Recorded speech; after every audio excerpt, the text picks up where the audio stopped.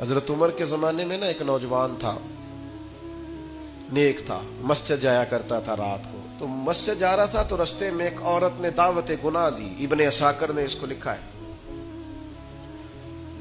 تو نوجوان تھا، خواہشات تھی، کچھ طبیعت مائل ہو گئی. ابھی ادھر جا ہی رہا تھا کہ کسی نے آیت پڑھ دی، والی من خاف مقام ربی جنتان، جو رب کے سامنے کھڑے ہونے سے ڈرے گا اللہ 2 جنتیں دے گا. واقعی ڈر گیا، وہ واقعی ڈر گیا. اتنا ڈرا کہ بے ہوش ہو کے گر پڑا.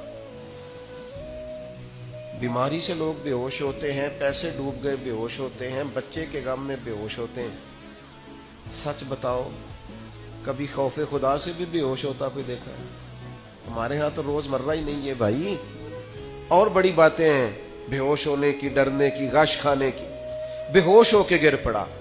بوڑھے باپ کو کسی نے بتایا بچہ بے ہوش پڑا ہے. اٹھا کے گھر لائے. گھر لا کے کہا بیٹا کیا ہوا؟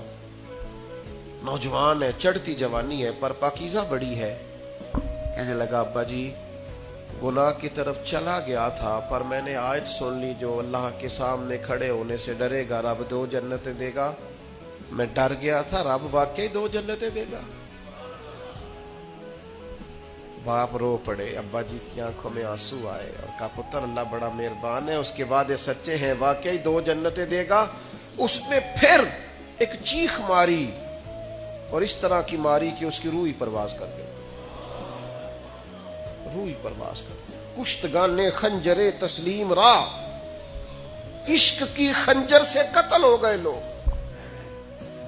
صبح حضرت عمر کو پتا چلا کہ انہوں نے تو رات جنازہ بھی پڑھ دیا، تدفین بھی کر دی. جناب عمر فرمانے لگے اتنا نیک نوجوان خوف خدا سے دنیا سے چلا گیا، مجھے کیوں نہیں بلایا، میں جنازہ پڑھتا.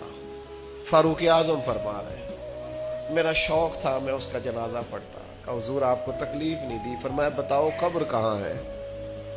تے کامل پیر انہاں دے باہو قبر جنہ دی جیوے.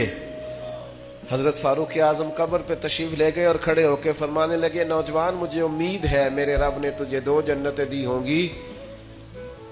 ابن عساکر کھول کے دیکھو تاریخ بغداد نے کیا لکھا ہے.